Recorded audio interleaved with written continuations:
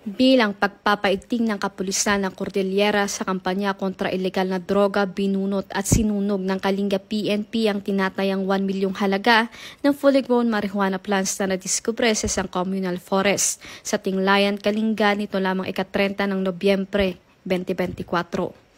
Matagumpay ang nasabing marijuana eradication dahil sa pagtutulungan ng mga operatiba sa pangunguna ng Tinglayan Municipal Police Station, Provincial Drug Enforcement Unit, Provincial Intelligence Unit, Regional Mobile Force Battalion 15, Benguet Police Provincial Office, Regional Intelligence Division, at Philippine Drug Enforcement Agency Cordillera.